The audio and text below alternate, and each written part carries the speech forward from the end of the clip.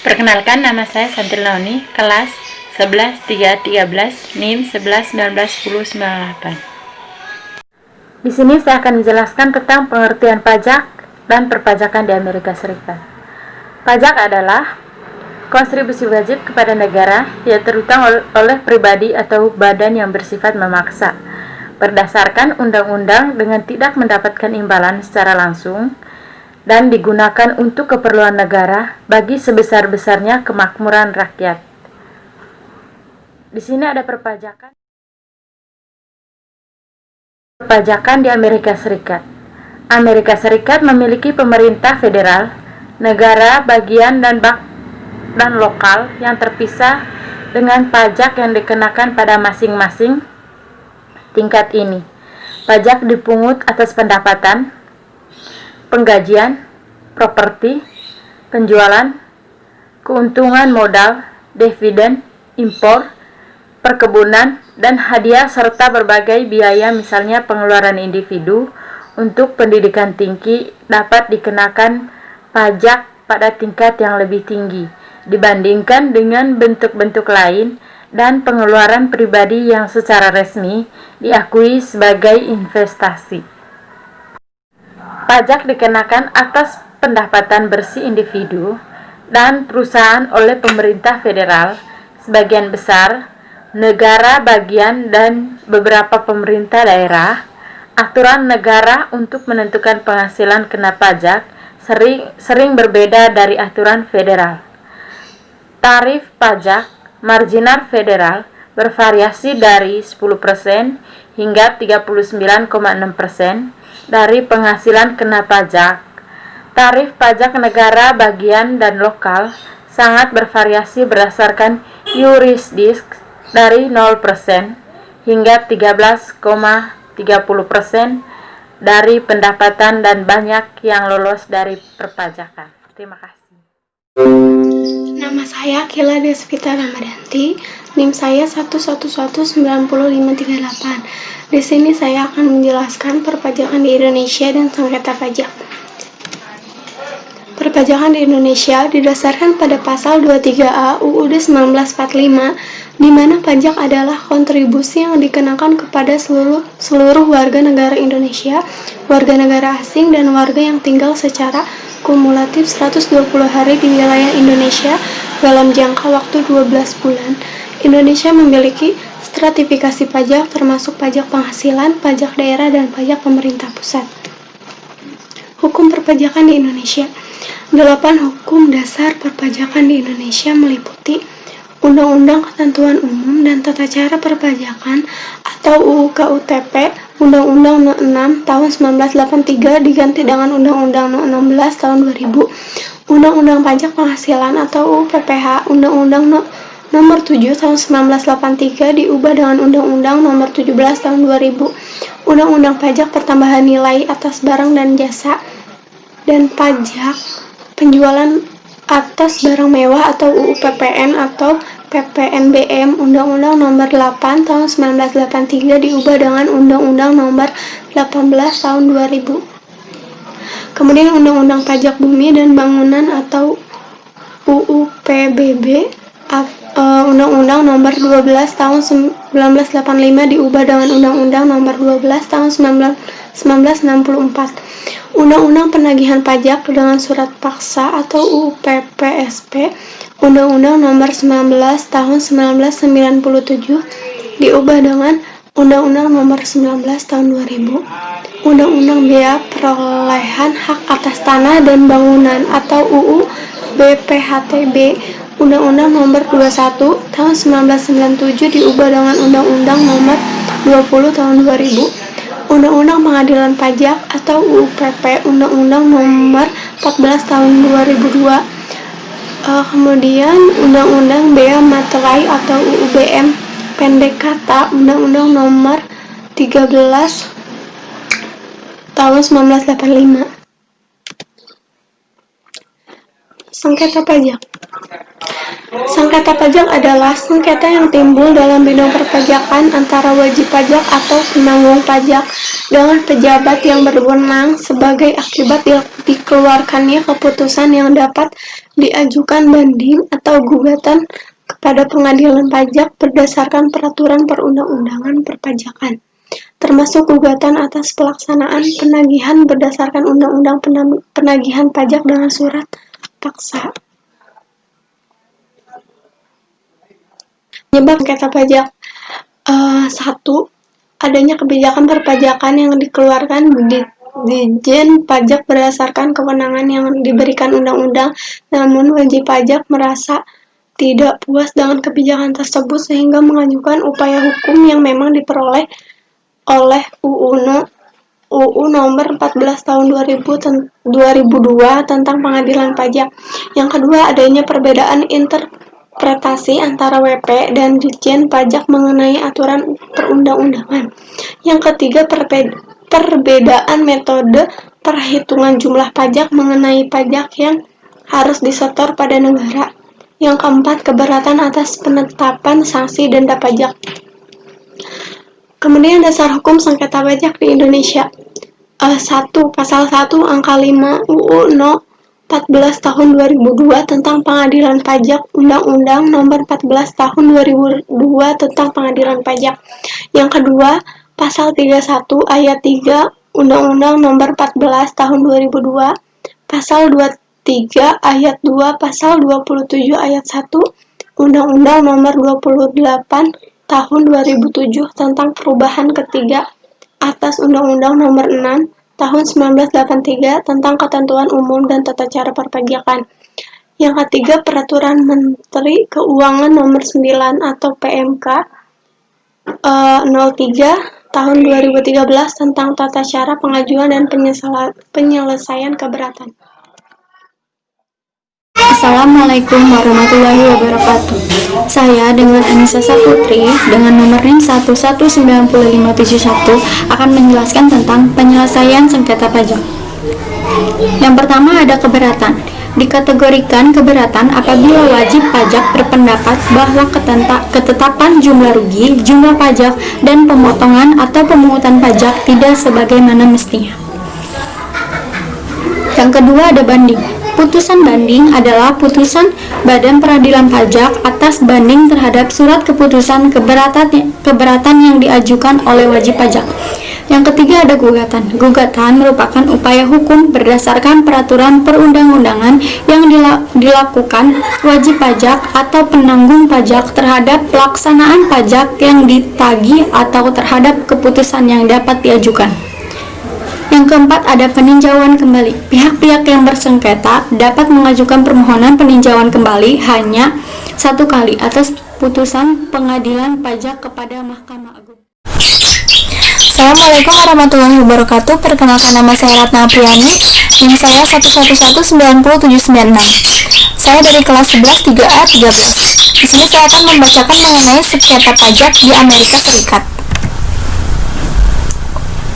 Ketika Komisaris Internal menerima pajak dan telah menetapkan kekurangan pajak, pembayaran pajak bisa menyengketakan kekurangan dalam pajak tanpa membayar jumlah yang disengketakan.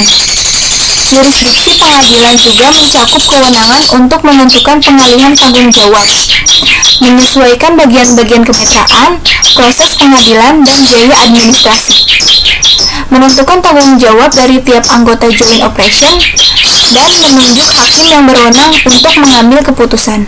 Kalau yang belum tahu yurisdiksi itu apa, yurisdiksi berasal dari bahasa Latin, yaitu jurisdiction.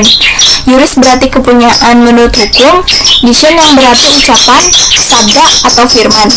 Jadi dapat disimpulkan yurisdiksi berarti kepunyaan seperti yang ditentukan oleh hukum, hak menurut hukum, kekuasaan menurut hukum, dan kewenangan menurut hukum. Selanjutnya kita ke siklus kasus pengadilan pajak. Sebuah kasus di pengadilan pajak dimulai dengan mengisi petisi. Petisi harus diajukan tepat waktu dalam waktu yang diizinkan. Dengan sengketa pajak tertentu, dengan sengketa $50.000 atau kurang dari itu. Wajib pajak dapat memilih di bawah prosedur sederhana pajak kasus kecil. Wajib pajak dapat diwakili oleh konsultan dalam pengadilan pajak. Sebagian besar kasus ditetapkan dengan kesepakatan bersama tanpa perlu sidang. Sekian dari saya. Assalamualaikum warahmatullahi wabarakatuh. Assalamualaikum warahmatullahi wabarakatuh. Perkenalkan, nama saya Antung Fauziah dari kelompok 8. Materinya tentang sengketa pajak dan penyelesaiannya. Di sini saya akan menjelaskan tentang penyelesaian kasus sengketa pajak di Amerika Serikat. Sebelumnya saya mau menjelaskan tentang dua kasus di Amerika Serikat. Yang pertama ada kasus prosedur sederhana dan standar. Nah, yang sederhana itu kasus yang kecil. Jadi kalau misalnya kasus sederhana itu tidak dapat mengajukan banding, sedangkan yang standar itu dia bisa mengajukan banding. Nah, di penyelesaian kasus ini tidak jauh beda dengan kasus penyelesaian sengketa pajak di Indonesia. Yang pertama yang membedakan hanyalah dia harus mengisi petisi, dan petisi itu harus tidak boleh diisi online, sedangkan di Indonesia itu bisa diisi online. Terus harus bayar 60 US dollar. Lalu saya mau menjelaskan tentang IRS atau hubungan IRS dengan sengketa pajak di Amerika Serikat. IRS itu adalah lembaga pemerintah federal Amerika Serikat yang mengumpulkan pajak dan menetapkan hukum pendapatan dalam negeri. IRS adalah sebuah lembaga yang tercakup dalam Departemen Keuangan Amerika Serikat dan bertugas menafsirkan dan menerapkan hukum pajak federal. Jadi IRS itu singkatannya itu Internal Revenue Service. Langsung saja saya akan jelaskan tentang penyelesaian kasus sengketa pajak di Amerika Serikat. Yang pertama itu hakim memberi keputusan. Tak ada saat yang pasti kapan suatu kasus akan diputus. Hakim mungkin akan memberikan pendapat secara lisan dalam proses persidangan. Pendapat ikhtisar yang menyebut ringkasan dari proses persidangan dikeluarkan hanya dalam prosedur sederhana. Tidak dapat dianggap sebagai putusan dan tidak dapat dibanding. Nah, di sini saya sudah jelaskan tadi bahwa prosedur sederhana itu tidak dapat dibanding lagi. Setelah hakim mengeluarkan pendapatnya, dia akan memberikan keputusan tentang kasus yang ditanganinya. Pemohon akan menerima salinan dari putusan hakim.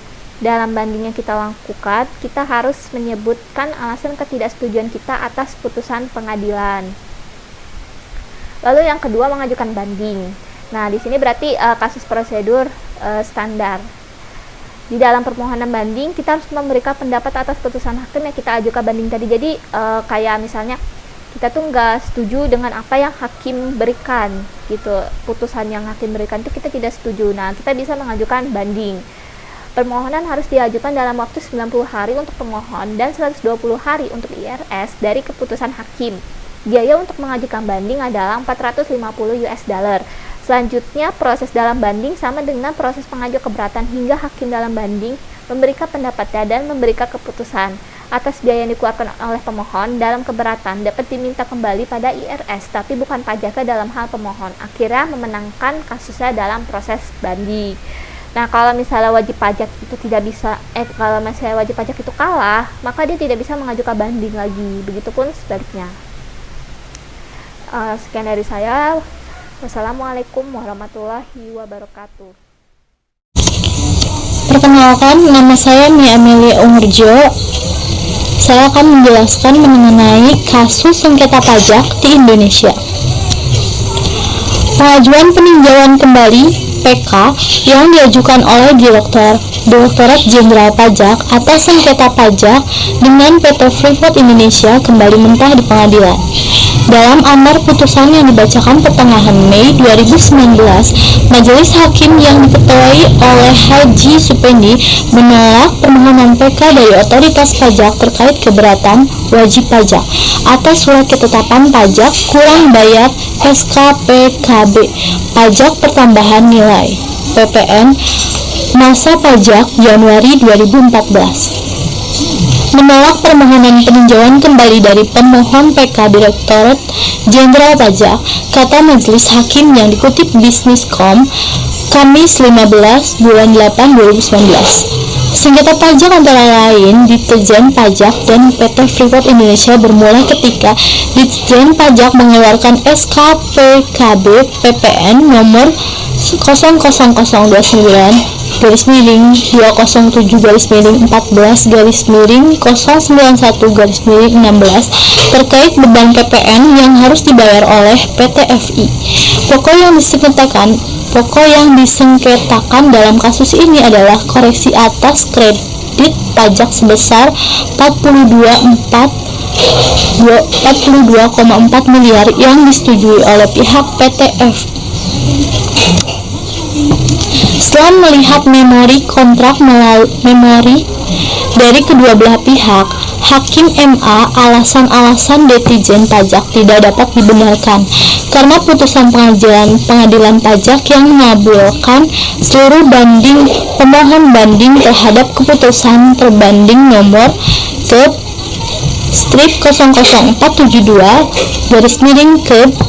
WPJ-19/2017 tanggal 18 April 2017 sudah tepat dan benar. Selain itu, alasan-alasan otoritas pajak atas pajak masukan yang dapat diperhitungkan masa pajak Januari 2014 sebesar 42,4 miliar yang tidak dipertahankan oleh Majelis Hakim Pengadilan Pajak tidak dapat dibenarkan. Apalagi setelah meneliti dan menguji kembali dalil-dalil yang diajukan dalam memori PK oleh Ditjen Pajak dihubungkan dengan kontrak memori PK, tidak dapat menggugurkan fakta-fakta dan melemahkan bukti-bukti yang terungkap dalam persidangan. Dengan demikian, Majelis Hakim kemudian menyebutkan bahwa putusan pengadilan sudah tepat dan pajak yang masih harus dibayar dihitung kembali menjadi sebesar 10,7 juta. Kasus sengketa pajak di Amerika Serikat beserta penyelesaiannya. Amazon.com mengalahkan Internal Revenue Service atau IRS dalam sengketa terkait perlakuan pajak untuk transaksi dengan anak perusahaan Amazon di Luxembourg. Sengketa pajak itu senilai 1,5 US dollar miliar, setara dengan 21,3 triliun. Dalam putusan yang dibacakan pada Jumat 16/8/2019, Pengadilan Banding Amerika Serikat ke-9 di Seattle menguatkan putusan 2017 yang ditekan Pengadilan Pajak AS terkait aset tidak terwujud yang ditransfer oleh Amazon.com ke unit Amazon Eropa Holding Technology SCS pada 2005 dan 2006. Berdasarkan sejarah penyusunan peraturan yang berlaku dan pemikiran Departemen Keuangan pada 2005 dan 2006 sangat mendukung argumen Amazon bahwa intangible asset terbatas pada aset yang dapat ditransfer secara mandiri, kata Hakim Counsel Callahan, seperti dikutip pada Minggu 17 bulan 8 2019. Pengadilan banding menolak devisi yang lebih luas yang disebut oleh IRS akan mendorong tagihan pajak Amazon.com. Adapun proposal banding IRS menyebut aset tidak berwujud juga mencangkup aset yang lebih samar, termasuk nilai goodwill Amazon.com, karyawan, dan budaya inovasi. Namun, Callahan menolak argumen IRS lantaran Kongres baru mengubah definisi properti tidak berwujud dalam pemeriksaan pajak 2017. Oleh karena itu, tuntutan IRS akan benar jika definisi baru itu digunakan untuk mengatur kasus Amazon.com selepas 2017. Sementara pada 2005 dan 2006, intangible asset yang ditransfer Amazon adalah daftar pelanggan, kekayaan intelektual, dan perangkat lunak. Transfer ini dinilai Callahan tidak menyalahi aturan yang berlaku pada masa itu. Lebih lanjut, menurut pengadilan banding, peraturan pajak memungkinkan perusahaan seperti Amazon.com untuk mentransfer aset tidak terwujud ke afiliasi asing, asalkan dilakukan secara wajar dan unit membayar bagian mereka atas biaya pengembangan tidak terwujud. Amazon.com mengatakan telah memilih Luxembourg sebagai kantor pusatnya di Eropa karena lokasinya yang sentral. Selain itu, Luxembourg memiliki tarif pajak pertambahan nilai atau PPN terendah di Eropa serta tarif pajak perusahaan yang relatif rendah. Perusahaan yang berbasis Seattle itu berujar akan menghadapi kewajiban pajak baru jika perusahaan pengadilan pajak dibatalkan atau pendekatan YLS diterapkan pada tahun pajak lainnya. Dilansir Reuters.com, penghasilan bersih Amazon.com mencapai 10,7 miliar US dollar atau setara dengan 143,4 triliun pada 2018. Selanjutnya, dari Januari hingga Juni tahun ini, pendapatannya mencapai 6,19 miliar US dollar atau setara dengan 88,2 triliun. Sekian dari saya. Wassalamualaikum warahmatullahi wabarakatuh.